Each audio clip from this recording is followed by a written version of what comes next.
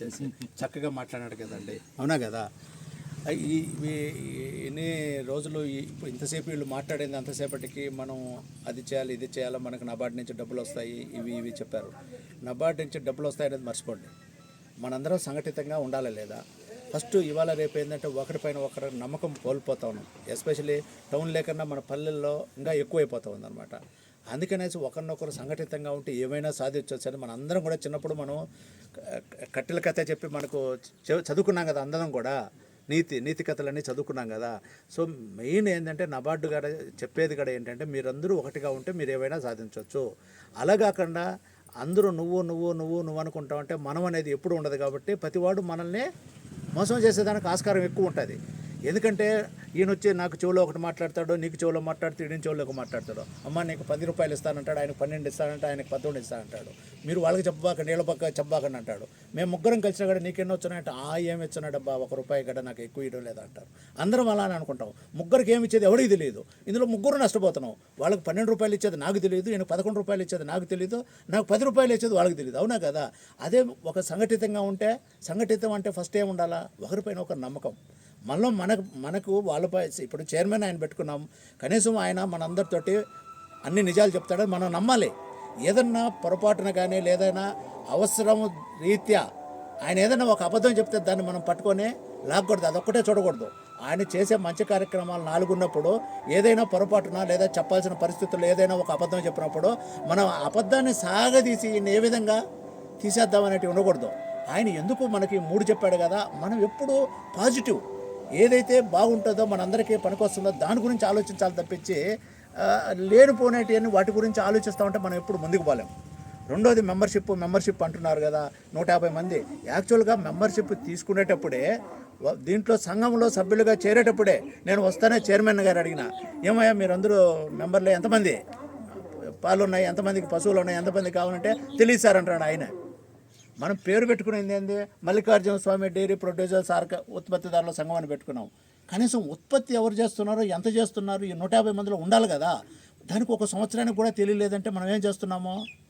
వీళ్ళు సరిగ్గా మిమ్మల్ని గైడ్ చేయలేదు. సంపత్ కుమార్ వాళ్ళు ఆయన గైడ్ చేస్తే కదా మన చైర్మన్ గారికి తెలిసేది. ఆయనకి తెలిస్తే మీకు చెప్తాడు. ఊరికే మెంబర్షిప్ చేర్చుకుంటా పోవడం కాదు. మెంబర్షిప్ చేర్చుకునేటప్పుడు ఇవన్నీ తీసుకోవాలా, లెక్కలు తీసుకోవాలా. తీసుకుంటేనే కదా మీకు అవగాహన వచ్చేది. అరే మన దగ్గర ఇప్పటివరకు 150 మంది వచ్చినారు, 150 మంది అందరూ మేము మాకున్నాయి అంటున్నారు. కొందరికి ఉన్నాయి, మాది ఒట్టిపోయింది, మాకు పాలు రావు. ఇంకొక వచ్చేసి ఇప్పుడిప్పుడే కడతా ఉంది, లేదా ఇంకా ఇంజక్షన్ వేయచ్చలేదు. ఇవన్నీ ఉంటాయి కదా. ఇదో 150 మంది అందరికి కూడా డైరీ ఉంది. 150 మందిలో ఇప్పుడు 100 మంది వస్తున్నాయి. 100 మందిలో 80 మందికి బర్రె పాలు ఉన్నాయి, 20 మందికి ఆవు పాలు ఉన్నాయి. వీళ్ళకి ఇన్ని లీటర్లు ఇస్తున్నాయి, వీళ్ళు దీనికి పోస్తున్నారు, ఇంత ధర వస్తూ ఉంది. మీరు వర్కౌట్ చేసి ఎవరైతే సభ్యులు డైరెక్టర్స్గా ఉన్నారో కూర్చొని మనం దీన్ని ఏ విధంగా సంఘటితం చేయగలము, ఇవన్నీ కూడా మనం క్రోడీకరించి ఒక్కచోటగా పెట్టినప్పుడు ఈ ఎవరైతే డైరీ వీళ్ళందరూ వస్తున్నారో వాళ్ళతో మాట్లాడి, బాబు మా దగ్గర ఎంత ఉన్నాయి, మా సంఘం మా దగ్గర 150 మంది ఉన్నారు, 150 మందిలో 50 మంది దగ్గర మేము ఈ రోజుకి మేము కలెక్ట్ చేస్తాము. నువ్వు 2 గంటలకు వస్తావా 4 గంటలకు వస్తావో ఈ 50 మంది దగ్గర దాదాపు 200 లీటర్లు 300 లీటర్లు నీకు ఇక్కడే వచ్చినామంటే ఎంత పడుతుంది? ఒక క్యాన్ ఎంత? 50 లీటర్ల ఒక క్యాన్, 20 లీటర్ల 50 లీటర్లు ఒక్కొక్క 40 లీటర్లు ఒక్కొక్క క్యాను, 400 లీటర్లు అంటే 10 క్యాన్లు.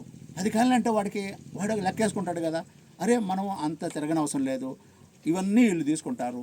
ప్లస్ మనం ఒకటే చోటుకు వచ్చేసి మనం లిఫ్ట్ చేసి వెళ్ళిపోవచ్చు.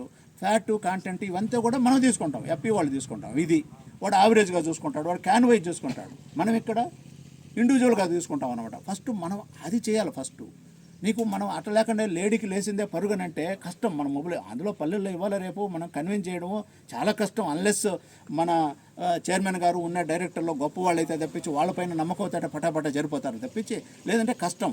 ఈ కష్టాన్ని మనం అధిగమించాలా. ఎందుకు ఈ ఉత్పత్తిదారుల సంఘాన్ని ముందుకు తీసుకుపోవాలని చూస్తున్నానంటే, రాబోయే కాలంలో ఈ ఉత్పత్తిదారుల సంఘాలకే అన్ని రకాల రైతులకు ఉండేటటువంటి అన్ని రకాల సదుపాయాలు ఈ ఉత్పత్తిదారుల సంఘాల ద్వారా రైతులకు చేరవేయాలనే ఉద్దేశంతో దీన్ని ముందుకు తీసుకుపోతున్నాం. అంటే దాన్ని బట్టి మీరు ఆలోచించండి. ఇది లాంగ్ రేంజ్, అంటే చాలా దీర్ఘకాలిక వ్యవస్థలో మనకు లాభాలు వచ్చేది. ఇవాళ పెట్టే రేపు మనకు రావాలంటే రావు. మనం పంట వేసినా 6 నెలలు పడుతుంది, అవునా కదా. పిల్లలు పుట్టినా వాళ్ళు పెరిగి పెద్ద అయ్యేదానికి కనీసం 5 ఏళ్ళు పడుతుంది వాళ్ళని స్కూల్కి పంపించాలంటే. ఇది ఒక రోజులో 2 రోజులు వచ్చేది కాదనమాట.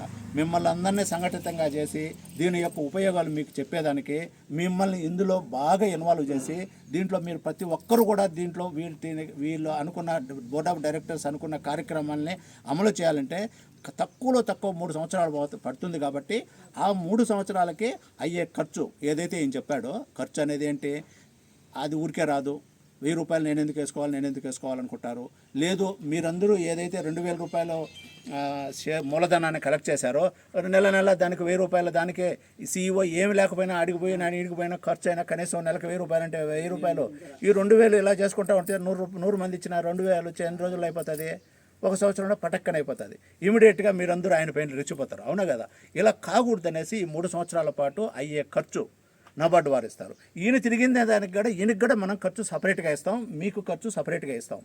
దీన్ని మళ్ళీ మీరు బాగు చేసుకుంటే మా సారు చెప్పారు, జయప్రకాష్ గారు చెప్పారు, ఈ 300 మంది మీకు మినిమం 300 తక్కువ కాకుండా 300, 400 3 సంవత్సరాల లోపల చేసుకున్నారంటే బిజినెస్ కూడా చేసుకోవాలా. ట్రాన్సాక్షన్ మీరు ఏదో కొంత బిజినెస్ కనీసం 20-30 లక్షల రూపాయలు చేయగలగాలి 3 సంవత్సరాల్లో. కనీసం 50 లక్షలు మీరు చేయగలిగితే సంవత్సరానికి, ఇయర్ ఏం చేయలేకపోవచ్చు, రేపు ఈ సంవత్సరం ఏం చేయలేకపోవచ్చు, బట్ మీరు ఒక 300 నుంచి 400 మంది మెంబర్షిప్ 3 సంవత్సరాల్లో చేస్తే ప్రతి వాళ్లకు ఫీడ్ ఇచ్చినా ఇంకొకటి ఇచ్చినా కూడా మీ ఆదాయ వనరులు ఇవన్నీ కూడా మనం అకౌంటు సపరేట్గా చేసుంటారు. దీన్ని ఏ విధంగా మనం బిజినెస్ చేసినట్టు చూపగలము? మీలో ఇప్పుడు ఈ రోజుకు 150 మంది ఉన్నారు. ఈ మీటింగ్ని మీరు ఒక టార్గెట్గా తీసుకొని, ఒక ఛాలెంజ్గా తీసుకొని ఇంకొక 150 మందిని జరిపించినారంటే 300 మంది అవుతారు. 300 మందిలో కనీసం 150 మంది మనకు పాలు పోస్తారు. ఈ 150 మందికి పాలు పోసిన వచ్చే డబ్బు మన ఎఫ్పిఓ అకౌంట్లో పడి, ఆ అకౌంట్ నుంచి మళ్ళీ మీ అకౌంట్లో పెడితే అదంతా కొంచెంగా మన బిజినెస్ జరిగింది తెలుస్తుంది. ఇప్పుడు నేను చెప్పడం వేరు, చైర్మన్ గారు వచ్చి, సార్ మా వాళ్ళు ఎంత మోస్తున్నారు, మాకు నెలకు వచ్చేసి 10 లక్షలు 20 లక్షలు వస్తుంది సార్, మేము బిజినెస్ చేస్తున్నాం, ఈ 10 లక్షలు 5 లక్షలు అంటే చూపించమంటే ఏమి చూపిస్తాడు? ఏమి చూపించలేడు. వాళ్ళు క్యాష్ ఇస్తారు, వీళ్ళు మీకు క్యాష్ ఇస్తారు. బిజినెస్ ఏమో జరిగింది, కానీ ఎక్కడ చూపిస్తున్నాడు? చూపించలేడు కదా. అందుకే అకౌంట్ ద్వారా అది పోవాలి. రెండోది వచ్చేసి చెప్పారు ఫీడు. నాగార్జుననో గోద్రేజ్ ఎవరైతే ఫీడ్ ఉన్నారో వాడు మనకు డైరెక్ట్గా నేను ఇండివిజువల్గా నేను వ్యక్తిగతంగా బాబు నాకు ఫీడ్ అంటే నాకు కేజీ 10 రూపాయలు చెప్తాడు. అదే ఇదో మా సంఘం ద్వారా 150 మంది ఉన్నారు. 150 మందికి దాదాపు 600 పశువులు ఉన్నాయి. 600 పశువులకి ఒక పశువుకి రోజుకి ఇన్ని కేజీలు, ఇన్ని గ్రాములు మాకు అవసరము. ఇన్ని గ్రాముల లెక్కన వారానికి ఎంత, నెలకి ఎంత లెక్కేసి వాని దగ్గర మనం తీసుకుంటాం. వాడు నాకు 10 రూపాయలు ఇచ్చేది అదే సొసైటీ కంటే, ఉత్పత్తిదారుల సంఘానికంటే వాడు నేను 10 రూపాయలు తగ్గిస్తాను. 10 రూపాయలు కాదు, ఇంతమంది 600 మంది రాబోయే కాలంలో మనం చెప్పుకోవాలా. ఇప్పుడు చూడండి, మేము ఒక 2 సంవత్సరాల్లోనే 800 మంది అయినాము. ఇంకో 2 సంవత్సరాలు పోతే ఇంకొక 1000 మంది అవుతాము, 2000 మంది అవుతాము. నేను నీ దగ్గరే కస్టమర్గా ఉండాలన్నప్పుడు నువ్వు నాకు బాగా ఇవ్వాలా. బార్గెయిన్ చేసే శక్తి మనకు వస్తుంది. మీరందరూ మాకు తోడుగా ఉంటారు కాబట్టి. మీరు ఎవరు లేకపోతే నన్ను ఏం చేస్తారు? ఎవరు చూడరు కదా. మీరందరూ కూడా మాకు తోడుగా ఉన్నప్పుడు మనం గోద్రేజ్ కానీ ఇంకొకటి కానీ వాళ్ళతో మాట్లాడి 10 రూపాయలని మనం 7 రూపాయలు 8 రూపాయలు మనం చేసుకుంటాం. ఆ వచ్చే మార్జిన్ వచ్చేసి మీకు వచ్చేసి ఆడు 8 రూపాయలు ఇచ్చినప్పుడు మనం 10 రూపాయలకు అమ్మం. మీరు డిసైడ్ చేసుకుంటారు. ఎవరికైనా ఎక్కువ అనిపించినప్పుడు లేదా తగ్గించుకోవడం ఎక్కించుకోవడం 10 రూపాయలు కనీసం మనకు కనీస పక్షంలో 1 రూపాయి అయినా ప్రాఫిట్ ఉండేట్టుగా చేసుకుంటాం. ఇన్ని కేజీలు మనకు జరిగేటప్పుడు ఈ ఫీడు చూడండి ఎంత ఆదాయం వస్తుందో. అది మీకు బెనిఫిట్టే, వాళ్ళకు బెనిఫిట్టే. అవునా కదా? మీరు ఈ సంవత్సరం పోయిన సంవత్సరం ఈ ఒక 1000 కాదు 150 కాదు, ఒక 200 300 మెంబర్షిప్ చేరి ఇవన్నీ కూడా మీ దృష్టిలో ఉండింటే, మీరు అంటున్నారు కదా వ్యాన్ ఇలాంటివి చెయ్యాలంటే మినిమం 3 సంవత్సరాలు పడుతుంది. మనం ఈరోజు ఇవ్వలేం, ఇమీడియట్గా ఇవ్వలేం. అయితే స్వీట్ తయారు చేయడం, లస్సీ తయారు చేయడం, మజ్జిగ తయారు చేయడం, కోవా తయారు చేయడం ఇవన్నీ అన్నారనమాట. అవన్నీ చేసేదానికి కార్యక్రమం కావాలంటే ట్రైనింగ్ ప్రోగ్రామ్ మీ మెంబర్స్ మీ కుటుంబ సభ్యుల్లో ఒక 30 మంది లేదా 90 మంది వరకు ఇచ్చేదానికి ఛాన్స్ ఉంది. దానికి కూడా ఫస్ట్ మనం ప్రొక్యూర్ చేయాలి కదా, మనం తీసుకోవాలి కదా. ఆ సంఘానికి మీరు పాలు అమ్మాలి కదా. సంఘానికి పాలు అమ్మకన్నా ఉంటే సంఘం ఎక్కడ దస్తకొస్తుంది ఇవన్నీ నేర్చుకోవాలన్నా కూడా. కాబట్టి సంఘాన్ని మనం బలోపేతం చేసుకోవాలి. ముందు సంఘం ఇంపార్టెంట్, సంఘాన్ని బలోపేతం చేసుకోవడం ఇంపార్టెంట్. సంఘం బలోపేతం చేసుకున్నప్పుడు మనం దగ్గర వచ్చేటువంటి పాలు ఎన్ని ఇవ్వచ్చు. మీరు అన్నీ కూడా ఒకటే రోజు మీరందరిని కూడా సంఘానికి పోయమనడం లేదు. మీరు డిసైడ్ చేసుకోండి. 150 మందికి అందరికీ ఉందనుకుందాం, ఇంకొక నెలలో వచ్చేసి ఇంకొక 100 మంది, ఈ 250 మందికి అందరికీ పాడు ఉందనుకుందాం. మీరు ఆల్రెడీ కొందరికి పోస్తూ ఉంటారు, వాళ్ళని తప్పించుకోలేరు, ఎంతో కొంత మనం పొయ్యాలా. ఎందుకంటే ములాఖతులు ఉంటాయి కదా, కొద్దిగా తప్పదు, లేదంటే ఒప్పుకోరు అనేసి. 1 లీటరు ఇదో నేను సంఘానికి 1 లీటర్ వేస్తాను, నాకు 5 లీటర్లు వస్తున్నాయి, ఈ రోజు నుంచి సంఘానికి 1 లీటర్ 2 లీటర్లు వేస్తాను, 3 లీటర్లు అతనికి వేస్తాను, కొన్ని రోజుల పాటు నేను ఇంతకన్నా ఎక్కువ వేయలేను. ఆ విధంగా మీరు జమ చేసుకోవాలా, మీరు మాట్లాడుకోవాలా, కూర్చోవాలా, క్రోడీకరించుకోవాలా, రాసుకోవాలా, ఎంత ఆదాయం వస్తుంది, దీన్ని ఎంతకు ఇవ్వచ్చు మనం. ఎందుకంటే అవతలాడు కూడా బార్గెన్, మనం 150 లీటర్లు అంటే వాడు వస్తాడు మన దగ్గరికి, 200 లీటర్లు అంటే ఇంకొక రూపాయి కూడా ఎక్కువగా ఇస్తాడు. ఎందుకంటే మనకు తెలంగాణలో దాదాపు 20 లక్షల లీటర్లు, హైదరాబాద్ ఒక్కదానికే 10 లక్షల లీటర్లు తక్కువ మనం కర్ణాటక నుంచి తెచ్చుకుంటాం. రోజు ట్యాంకర్లు వస్తాయి కర్ణాటక నుంచి. అసలు కర్ణాటక ఎందుకు, మన దగ్గర ఉంటే మనమే తీసుకోవచ్చు కదా. ఈవెన్ కరీంనగర్ డైరీ కూడా వాళ్ళకి సరిపోక వేరే వాళ్ళ దగ్గర నుంచి తెచ్చుకుంటున్నారు. వాళ్ళు ఎందుకు తెచ్చుకుంటారో, దేనికి తెచ్చుకుంటారో, వాళ్ళు కూడా అన్నీ అమ్ముతున్నారు కదా. పాలకోవా అనేసి, బాదం మిల్క్, ఆ మిల్క్, ఈ మిల్క్ అన్నీ అమ్ముతున్నారు అనమాట. వాటికి సరిపోవడంలే, వాళ్ళ ఇంటికి సప్లై చేసేదానికే సరిపోతుంది. మనం కూడా ఏం చేస్తాము, బల్క్ మిల్క్ కూలింగ్ సెంటర్ అన్నారు, చిల్లింగ్ సెంటర్ ఇవన్నీ అన్నారు అనమాట. చిల్లింగ్ సెంటర్లు చిన్న వాటి కాడి నుంచి పెద్దవి కూడా వచ్చినాయి అనమాట. 200 లీటర్ల కాడి నుంచి 500 లీటర్లు, 1000 లీటర్లు, 10,000 లీటర్లు కూడా వచ్చినాయి. మనకు పెద్దవి వద్దు. ఎందుకు చిల్లింగ్ సెంటర్ అవసరము? మనం ఎప్పుడు తెస్తాం పాలు ఇళ్ళల్లో? మామూలుగా ఎన్ని గంటలకు తెస్తామండి? 6 గంటలు, ఇంకా ముందుగానే తెస్తారు. ఎవరైనా ఎత్తుకోపోయేవాళ్ళంటే, ఎందుకంటే 6 గంటలకు అయిపోతాయి. అసలు మా ఊర్లో అయితే 4 గంటలకు లేచి తీసేస్తారు, 5 కల్లా ఎక్కడ కనిపించవు అసలుకి. ఇంటికి వచ్చినా కూడా మనం 5 గంటలకే వేయాలి. సరే, మనం పల్లెల్లో ఇక్కడ ఏడన్నా వేయాలన్నప్పుడు ఎవరు 5 గంటలకు లేరు, వాళ్ళు ఉండేవాళ్ళే లేస్తారు, మిగతా వాళ్ళందరూ నిదానంగా లేస్తారు. అవునా కదా? అంతవరకు ఉండవు ఎప్పుడు మనం తీసుకుపోయి పోసిన దాకా. అందుకే ఈ చిల్లింగ్ సెంటర్ అనేది, ఈ చిల్లింగ్ మిషన్ అనేది ఉండేదంటే, దాన్ని మనం ఒక లెవెల్ వరకు చిల్లింగ్ చేసి పెట్టామంటే అది కొన్ని గంటల పాటు ఉంటుంది, సాయంత్రం వరకు కూడా ఉండొచ్చు. అది చిల్లింగ్ చేసి మనం ఇంటింటికి సప్లై చేసామనుకోండి, ఆ పాలు చెడిపోకపోతే ఏమవుతుంది, ఫస్ట్ వాళ్ళకు మన పైన నమ్మకం ఏర్పడుతుంది. రెండోది, నాకు ఎవరైనా సరే మాకు మైగడున్న ఇది బాగా వెన్న శాతం ఉండే పాలు వద్దంటారు, దాన్ని కూడా మనం మిషన్ ద్వారా మనం తీసేయచ్చు, వెన్న లేని పాలు వాళ్ళకి ఇచ్చేయచ్చు. అందరూ 70 రూపాయలు అమ్ముతా ఉంటే పాలు ఇవాళ రేపు పాల ప్యాకెట్ కూడా 60 నుంచి మినిమం 60 రూపాయలు, 60 నుంచి 70 రూపాయల దాకా ఉంది. దాంట్లో వచ్చే వెన్న కూడా మనకు ఉపయోగపడుతుంది. వాళ్ళకి తక్కువ రేటుకి ఇచ్చేయచ్చు. 2 రకాల ఉపయోగం. మనం కస్టమర్ని పోగొట్టుకోము, అతనికి కావాల్సిన రేటుకి ఇస్తున్నాము, అతనికి కావాల్సిన పాలు ఇస్తున్నాము, అతని ద్వారా మనం ఉపయోగపడుతున్నాం. ప్లస్ ఆ వెన్న శాతం తీసుకొని మనం కూడా దీన్ని నెయ్యి చేయొచ్చు, ఏమైనా చేయొచ్చు. అవునా కదా? ఇవన్నీ కూడా మీరు బోర్డ్ ఆఫ్ డైరెక్టర్స్ ప్లాన్ వేసుకోవాలి. ఎందుకు బోర్డ్ ఆఫ్ డైరెక్టర్స్? మీరు రోజు చేసే పని అది కాబట్టి, పాలలో ఏమొస్తాయో మీకు తెలుసు కాబట్టి. అవునా కదా? సో 2,000 రూపాయలు అనేది చాలా మంచి కాంట్రిబ్యూషన్ మీరు చేస్తున్నారు. అది పెద్ద ఇబ్బంది ఏం కాదు. 2,000 రూపాయలు ఇచ్చినా కూడా మీరు ఎలా సర్దుకోవచ్చు. మెంబర్షిప్ పెంచితే 500 మంది అయితే ఎంత వస్తుంది? 10 లక్షలు వస్తుంది మీకు. అవునా కదా? ఈ 10 అవసరం వచ్చినప్పుడు ఏం చేస్తామంటే, ఇక్కడ నేను మీకు ఆదిలాబాద్లో ఒక ధన్ ఫౌండేషన్, అది ఓన్లీ ట్రైబల్స్, వాళ్ళందరూ కూడా గిరిజనులు. మీరు ఆశ్చర్యపోతారు వాళ్ళు కానీ మాట్లాడారంటే. వాళ్ళకు వచ్చిన ఆదాయంలో ఈ ఎఫ్పిఓ ఆ మాదిరి చేసుకుంటా ఉన్నప్పుడు లాభం వచ్చింది, ఎవరు 1 రూపాయి తీసుకోవాలా.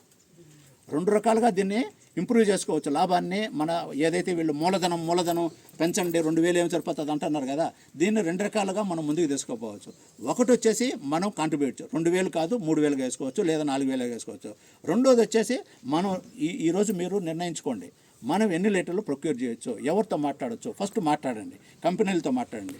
ఒకటి ఫీడ్ సప్లై చేయడము, రెండోది మిల్క్ సప్లై చేయడము, మూడోది వచ్చేసి మిల్క్ ఇంటింటికి గడ చేయడము. దీంట్లో ఏది మనకు అనుకూలంగా ఉంటుంది, ఏది బాగుంటుంది, మనం ఎన్ని లీటర్లు తీసుకోగలము, ఈ డేటా అంతా మీరు సేకరించి కనీసం ఈ రోజు నుంచి మీరు ఎన్ని రోజుల లోపల చేయగలరు?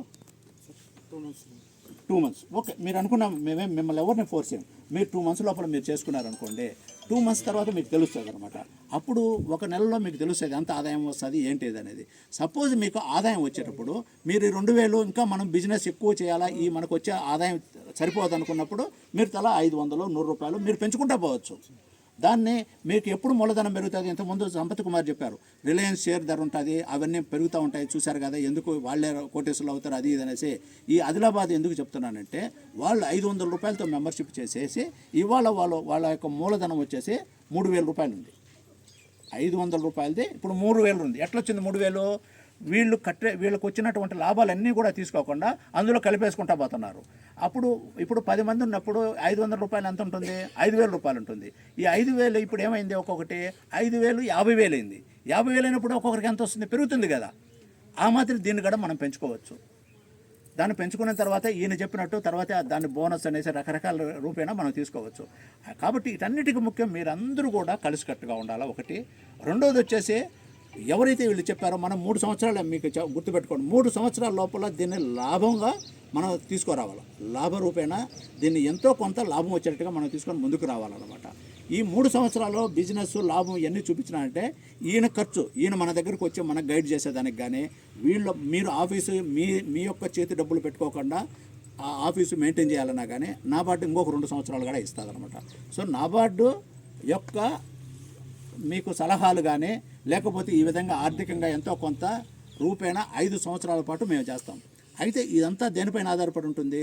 మనం చేసే బిజినెస్ ప్లాను, మనం చేసే మెంబర్షిప్, వీటిపైన మనం ఆధారపడి ఉంటుంది. ఇప్పుడు ఇది రాబోయే కాలంలో ఈ క్రాప్ లోన్స్ కాదు, అన్ని రకాల లోన్స్ కూడా రైతుకు ఏదైతే ఉపయోగపడుతుందో అవన్నీ కూడా ఉత్పత్తిదారుల సంఘాల ద్వారా ఇవ్వాలనేసి మేము గత 7-8 ఏళ్ళ నుంచి మేము గవర్నమెంట్కు చెప్తా ఉన్నాం. కానీ ఎప్పుడైనా రావచ్చు. వచ్చినప్పుడు ఈ ఉత్పత్తిదారుల సంఘం ఎంత పవర్ఫుల్ అవుతుందో మీరు చూడండి. అవునా కదా? మీరందరూ ఇన్వాల్వ్ అవ్వాలా. 5 విలేజెస్ ఫస్ట్, మీరు 3 విలేజెస్ 5 విలేజెస్ మీరు కాన్సన్ట్రేట్ చేయండి, మీరు నిర్ణయించుకోండి, మీరు పెట్టండి, మెంబర్షిప్ పెంచుకోండి, షేరు మూలధనం అనేది కూడా మీరే నిర్ణయించుకోండి. ఒకసారి మనకు 5,000 మంది 500 మంది మీరు జాయిన్ చేయగలిగితే 1,000 రూపాయలైనా 5 లక్షలు అవుతుంది, 2,000 అంటే 10 లక్షలు అవుతుంది. మీరు 10 లక్షలకు మీకు ఏమనుకున్నా చేసుకోవచ్చు. లోన్ అన్నారు సారు, మా జయప్రకాష్ గారు, లోన్ మాది ఒక సంస్థ ఉంది, దాని ద్వారా అనేసి మీరు నిజంగా ఎన్జిఓ, నేను సంపత్ కుమార్ గారిని అడిగాను, వీళ్ళందరి తరఫున వీళ్ళందరినీ గ్రూపులుగా కూడా చేసేసి ఎక్కడో మనకి ఏంటి లోన్ అనే తలకి ఎక్కడ తక్కువ వడ్డీ ఇస్తారో వాళ్ళ దగ్గర మనం తీసుకుంటాం. అవునా కదా? ఎందుకంటే మీకు ఉపయోగపడాలా, కట్టేది మీరు, మేము ఊరికే ఫెసిలిటేట్ చేస్తాం, వీళ్ళని వాళ్ళని కలుపుతాం, మధ్యలో మీకు మేలు చేకూర్చేదానికి మా ఉద్దేశం. అది 1% దగ్గర మనకు మేలు చేకూరినట్టే కదా. మీరు గ్రూపులుగా ఇండివిజువల్గా ఎవరైనా, ఈ డైరీలో అడ్వాంటేజ్ ఏంటంటే మనకు భూమి లేకపోయినా మనం డైరీ చేసుకోవచ్చు. అవునా కదా?